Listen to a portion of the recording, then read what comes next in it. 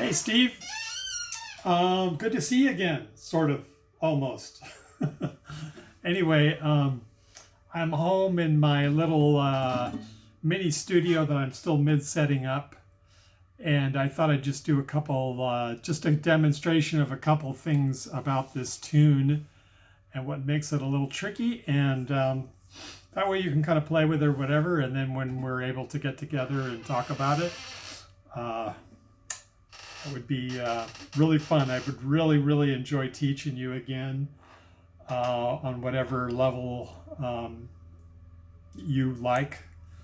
I've been really getting into this teaching online thing, and I'm getting it down pretty good. So anyway, it's working out pretty well, and my students are happy, and it'd be fun to have you on board. Okay, so let's just talk a little bit about this Ruby song, right? The key to this song rhythmically, because it sounds tricky rhythmically, right? It's like, where does it start and end? It's really hard to see.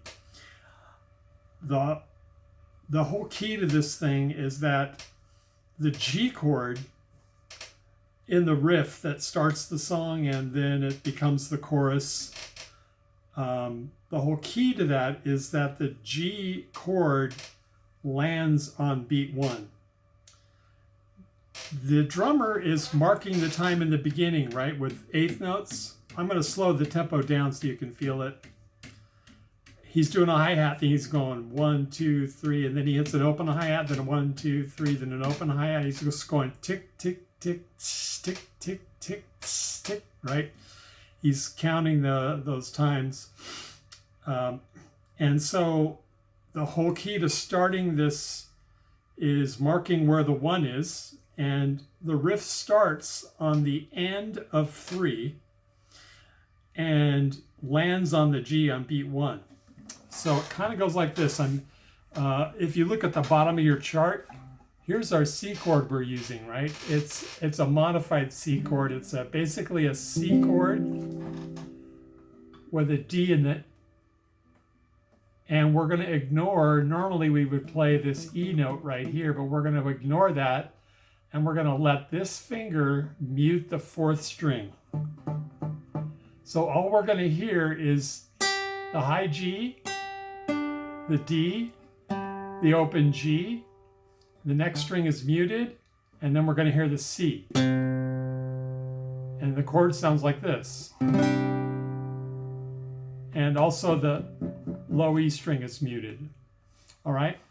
So the rhythm goes, in the beginning of the song, he's hitting eighth notes on that C. 1 and 2 and 3 and 4 and big long intro, right? 1 and 2 and 3 and 4 and right? And then when he gets ready to start, it's 1, 2, 3 and 4 and 1. And that's the very first figure I have written on the chart. 1, 2, 3. I'm sorry, let me do that again. 1, 2, 3, and 4, and G. And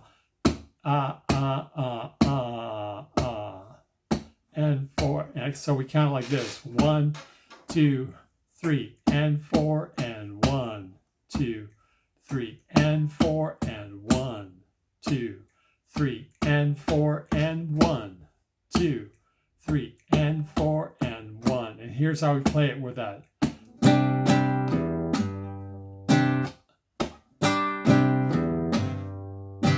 Sorry, that's the G chord right there.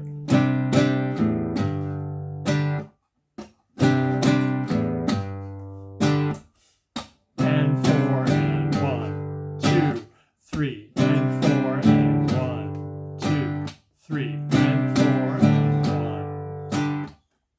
So if you look on my chart, I wrote, you can see 3 beats crossed out. That's the silent count. And then the end of 3 starts the first C chord. And what we're doing is we're playing C twice and 3, and then we hit the low note E as the last note in that measure, and that leads to the G. what he does when he plays the G is he hits the low side and then he strums the chord. So it's C, C, E, G, strum. C, C, E, G.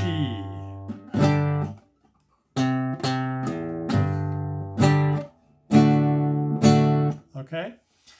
Now that is a little bit tricky, but you'll see I have it written out there. It does the same thing 3 times. The last time it goes into, when it goes to the D chord, it does the same thing on the D chord, the same rhythm. We're not going to change the rhythm, but it goes to the little part that leads back to the intro. So it goes like this: 1, 1, 2, 3, 4, and 1, 2, 3, and 4, and 1, 2, 3, and 4, and 1, 2, 3. Now here we go to the D chord. The D chord is on beat 3 and 4. So it's 1 and 3 and 1, 2, 3 and 4 and 1, 2, 3 and 4 and 1, 2, 3, 4, 1.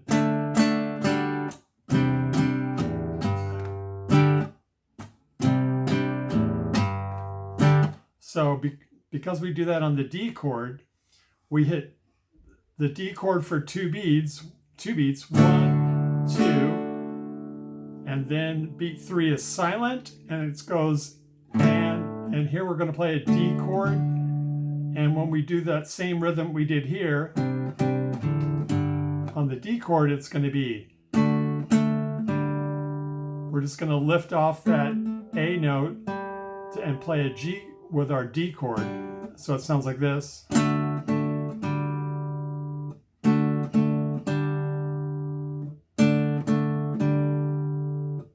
So that's 1, 2, in this case it does it inside 1 measure, so it goes 1 and 2 and 3 and 1, and that takes us back to the same riff in C.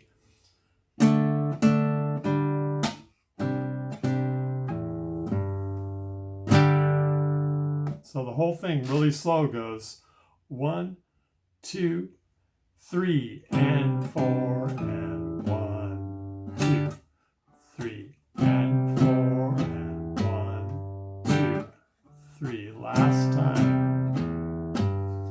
2, 3, 4, 1.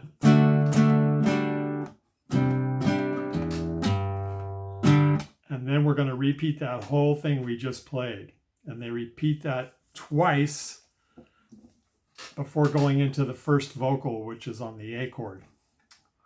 You probably know part of this song already. It's just that rhythm is kind of tricky, right? So here's the whole intro leading to the vocal. 1, 2, 3. 3 and 4 and 1, 2, 3 and 4 and 1, 2, 3, 4, 1.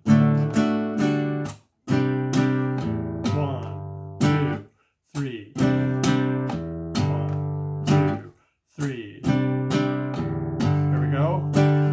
1, 2,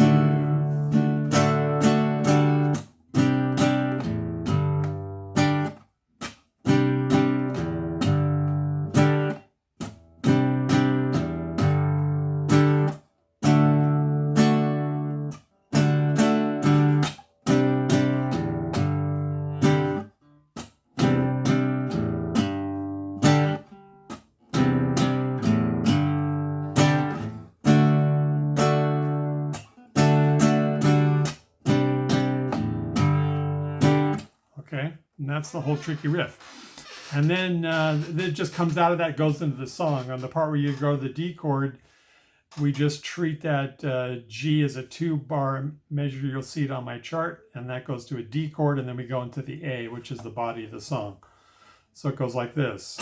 1, 2, 3, and 4, and 1, 2, 3, and 4, and 1,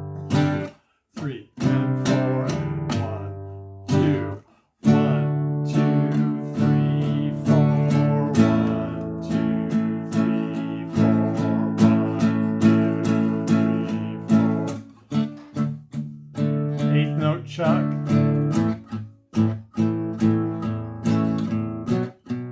D minor, G,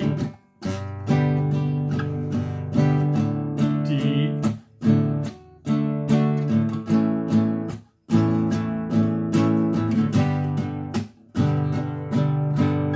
one, two, three, four.